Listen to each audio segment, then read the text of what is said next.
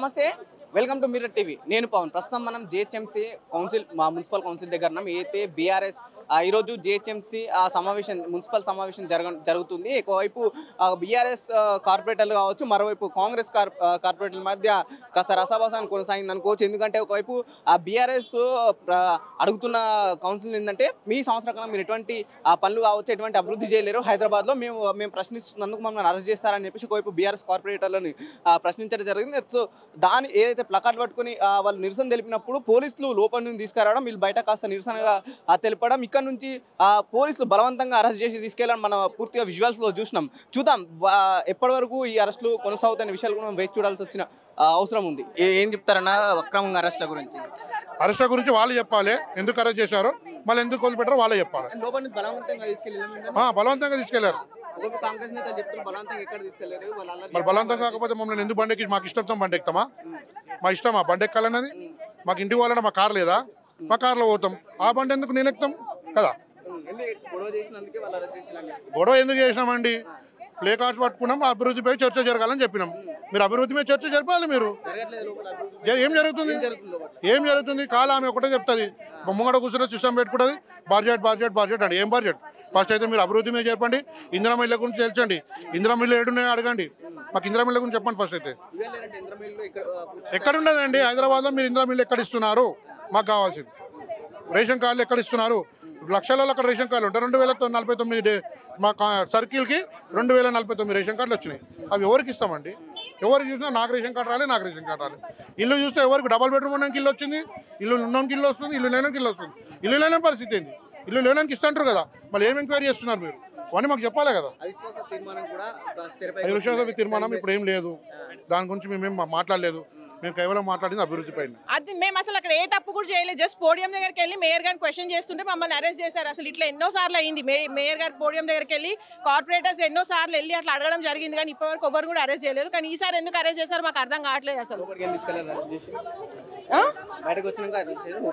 లోపల నుంచి గుంజుకొచ్చేసారు మమ్మల్ని అసలు మేము అసలు ఏం కూడా అనలేదు జస్ట్ ప్రజల పక్షాన మేము క్వశ్చన్ ఫస్ట్ తీసుకోండి బడ్జెట్ తర్వాత లాస్ట్ 1 year నుంచి కూడా అసలు ఏ పని కూడా అవ్వలేదని మేము అందుకు ఫస్ట్ క్వశ్చన్ పెట్టమని చెప్తుంటే మమ్మల్ని తీసుకెళ్లిపోయారు అవిశ్వాస తీర్మానం పెట్టే పరిస్థితి కనిపిస్తుంది లోపల ఇప్పుడు మాకైతే ఇప్పుడు ఏం లేదండి ముందు ఏమైనా ఉంటే మేము చెప్తాం అన్న డెవలప్మెంట్ మీద మేము స్పందించినాము 1 year అంది కనీసం స్ట్రీట్ లైట్ కూడా లేవు మాన్యువల్ కవర్లు లేవు రోడ్లు లేవు డ్రైనేజ్ లేదు అస్తవ్యస్తంగా ఉంది 1 year నుంచి డెవలప్మెంట్ అంటే మమ్మల్ని అక్రమంగా అరెస్ట్ చేసిరు ఇంతే ఏం స్పందించలేదు అసలు డెవలప్మెంట్ విషయంలో స్పందిస్తే అరెస్ట్ చేస్తున్నారు ఇది మరీ దారుణం దౌర్జన్యం కాంగ్రెస్ దౌర్జన్యము మేయర్ మా పార్టీకి వెళ్ళి బీఆర్ఎస్కి వెళ్ళి గెలిచి ఆమె మహిళల మీద దౌర్జన్యంగా మహిళా కార్పొరేటర్ అరెస్ట్ చేస్తుంది ఇది చాలా దౌర్జన్యం నెక్స్ట్ ఏం లేదు మేము ఇక్కడే ఉంటాము మాకు మేయర్ గారు వచ్చి క్షమాపణ చెప్పాలి మమ్మల్ని ఎందుకు అరెస్ట్ చేసిండ్రు మాకు కరెక్ట్ రీజన్ చెప్పాలని మేము అనుకుంటున్నాం అరెస్ట్ ఎందుకు చేయాల్సి వచ్చింది మనం మీరు గొడవ చేశారు లోపల మేమేం గొడవ చేయలేదు కావాలంటే మీరు మీ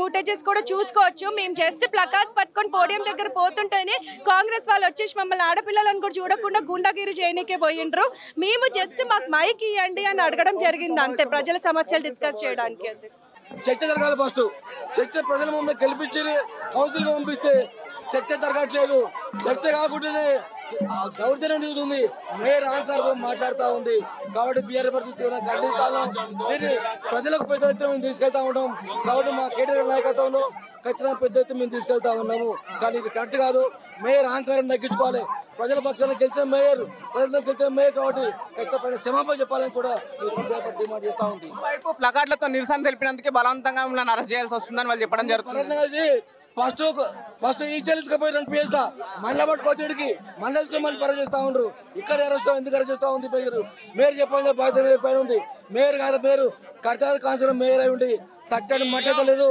కాబట్టి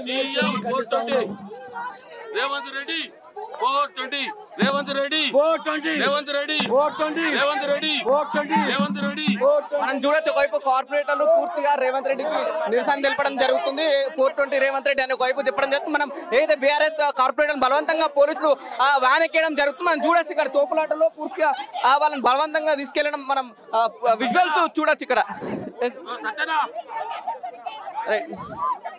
అటు సైడ్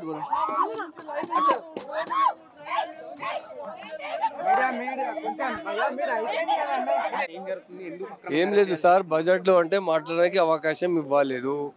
ఏ బడ్జెట్ వస్తే అంటే అసెంబ్లీలో రావాలి, లేకుంటే పార్లమెంట్ రావాలి. బడ్జెట్ ముందు మాట్లాడడానికి అవకాశం ఇస్తా. మీరేమంటే బడ్జెట్ తీసుకొచ్చినా పాస్ చేసినా అంటే ఇది ఏముంది, డెమోక్రసీ డిక్టేటర్షిప్.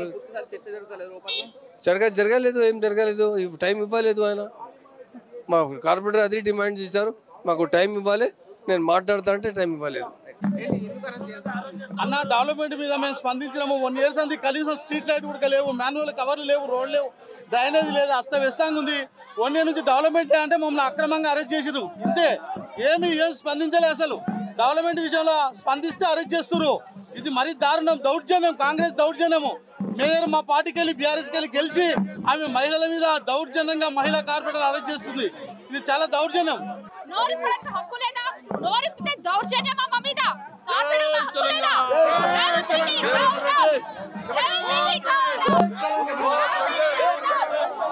విరుద్ధంగా జరిగినటువంటి సంఘటన ఈరోజు గ్రేట్ హైదరాబాద్ చరిత్రలో కానీ, గతంలో హైదరాబాద్ నగర చరిత్రలో కానీ ఏ రోజు కూడా పోలీస్ పహారాలో మార్షల్స్ని పెట్టుకొని మరి ఈరోజు పరిపాలన చూడలేదు. అక్రమంగా దౌర్జన్యంగా కార్పొరేటర్ని లోపలికి వెళ్ళి ఈడ్చుకొని పోవడం బయటికి అనేది మాత్రం సిగ్గుచేటు. మరి 14 నెలల నుంచి కూడా పరిపాలన పూర్తిగా గాలికి వదిలేసిన గ్రేట్ హైదరాబాద్లో అభివృద్ధి పూర్తిగా కుంటుపడ్డది. గతంలో తెలంగాణ రాష్ట్రంలో ముఖ్యమంత్రి గారు కేసీఆర్ గారి నాయకత్వంలో, కేటీఆర్ గారి సారథ్యంలో నగర ప్రతిష్టను ఎంతో పెంచగలిగినాం, ఎంతో అభివృద్ధి చేయగలిగినాం. కానీ ఈరోజు ప్రతిష్ట దిగజారే విధంగా మరి ప్రభుత్వం చేస్తున్న తీరుని, జిహెచ్ఎంసీ తీరుని కార్పొరేటర్లందరూ నిలదీస్తూ ఉంటే 14 నెలల నుంచి కూడా అధికారులు పట్టించుకునే పాపన పోలేదు. ఇదే మేయర్ గారు పట్టించుకునే పాపన పోలేదు. నగరానికి ఒక మంత్రి లేడు. ఈరోజు గ్రేటర్ హైదరాబాద్ నగరానికి ఒక మంత్రి లేడు పట్టించుకోవడానికి కూడా. అంతే కూడా ముఖ్యమంత్రి గారు తానే ఆజమాయిషీ చెలాయిస్తూ ఉన్నారు. ముఖ్యమంత్రి గారు పోవాలంటే ఆయన ఎక్కడో జూబ్లీస్లో ప్యాలెస్లో ఉంటాడు, ప్రజలకు అందుబాటులో ఉండడు, ప్రజాప్రతినిధులకు అందుబాటులో ఉండడు. కాబట్టి వారికి హక్కుగా ఉన్నటువంటి కార్పొరేషన్లో ప్రజా సమస్యలను పరిష్కరిస్తూ ఉంటే నిలదీస్తే సమానం చెప్పలేక ఈరోజు తూతు మంత్రంగా వారు బడ్జెట్ని పాస్ చేసుకొని సభ్యులందరూ కూడా దౌర్జన్యంగా బయట పంపించడం అంటే మాత్రం ఈరోజు చీకటి రోజు. చాలా సమస్యలు ఉన్నాయి ఈరోజు. ముఖ్యంగా వీధి దీపాలు వెలగట్లేదు, ట్రాఫిక్ సమస్య పెరిగిపోతూ ఉంది. ఈరోజు సంక్షేమ పథకాలు ప్రభుత్వము గ్రామ పంచాయతీ ఎన్నికలు ఉన్నాయి కాబట్టి గ్రామాల్లో పెడతామని చెప్తారు. హైదరాబాద్ నగర ప్రజలు ఏం పాపం చేసినారు? ఈరోజు వీధి దీపాలు వెలగట్లేదు. ఈరోజు సర్కిల్ ఆఫీస్కి, జోనల్ ఆఫీస్కి రావాల్సిన నిధులు రావట్లేదు. సంవత్సరం నుంచి కూడా ఈరోజు ప్రజావాణి పెట్టినారు, ప్రజావాణిలో సమస్యలు పరిష్కరించట్లేదు ప్రజలవి. వీటన్నింటిని కూడా సమానం చెప్పే నాదులు లేడు ఈరోజు హైదరాబాద్ నగరంలో. ప్రభుత్వం గాలికి వదిలేసింది ఈరోజు హైదరాబాద్ నగరాన్ని. ఒక్క మంత్రి ఉండడా? హైదరాబాద్ నగరం చెందినటువంటి ప్రజాప్రతినిధులకు, ఎమ్మెల్సీ కానీ ఎమ్మెల్యే కానీ ఒక్కడు లేడా? కేవలం రేవంత్ రెడ్డి గారు దోచుకోవడానికి, తన వ్యాపారాలు దందాలు చేసుకోవడానికి ఈరోజు అడ్డంకులు ఉండొద్దని చెప్పి మంత్రికి లేకుండా మేయర్ని డమ్మి చేసి జిహెచ్ఎంసీ పైన ఆజిమాయిషీ చెల్లిస్తూ ఉన్నాడు. కాబట్టి స్పష్టంగా మాకు రావాల్సిన సమాధానాలని మేము అడుగుతా ఉంటే చెప్పలేక దాటవేసే ధోరణిలో వివరించి ఈరోజు మా కార్పొరేటర్ల గొంతు నొక్కి దౌర్జన్యంగా అరెస్ట్ చేయడం తీవ్రంగా ఖండిస్తా ఉన్నాం. రైట్, ఒకవైపు అరెస్టుల పరంపర కొనసాగుతూనే ఉంది. అయితే పూర్తిగా బీఆర్ఎస్ కార్పొరేటర్లు అందరిని అరెస్ట్ చేసి ఒకవైపు ఏకపక్షంగానే వాళ్ళు నిర్ణయాలు తీసుకోవడం జరుగుతుంది. బడ్జెట్ సమావేశాల్లో కేవలం బడ్జెట్ పాస్ అనే ఒకే మాట తప్ప ఇంకా వాళ్ళతో ఎటువంటి చర్చ కూడా చర్చిస్తలేరని చెప్పేసి లోపటి నుంచి ఎవరైతే అరెస్ట్ అయిన వాళ్ళు మనకు చెప్పడం జరుగుతుంది. మరోవైపు కేపీ వివేకానంద కూడా చెప్పడం ఏంటంటే హైదరాబాద్కు సంబంధించిన ఒక నగరవాసి కూడా మంత్రిగా లేడు, కేవలం రేవంత్ రెడ్డి కావాలని మంత్రి పదవి హైదరాబాద్ ఉన్న వాళ్ళకి వెళ్ళారు, మేయర్ని డమ్మీ చేసి తను అనుకున్నది చేయాలని చెప్పేసి ఒకవైపు రేవంత్ రెడ్డి మీద కేపీ వివేకానంద వ్యాఖ్యలు చేయడం జరిగింది. నిజంగా ఎందుకు అరెస్ట్ చేయాల్సి వస్తుంది, ఎందుకు చర్చించలేకపోతున్నారు, అడిగిన ఆ ప్రశ్నలకు మేయర్ ఎందుకు సమాధానం ఇవ్వలేకపోతుంది, అభివృద్ధి పైన ఎందుకు మాట్లాడలేకపోతుంది అని చెప్పేసి ఇటు బీఆర్ఎస్ కార్పొరేటర్ కావచ్చు, ఇటు లేకపోతే ఎమ్మెల్యేలు కావచ్చు, ఎమ్మెల్సీ ఇక్కడ మాట్లాడడం జరుగుతుంది. కెమెరామెన్ కిరణ్తో పవన్, మిర్రర్ టీవీ, హైదరాబాద్.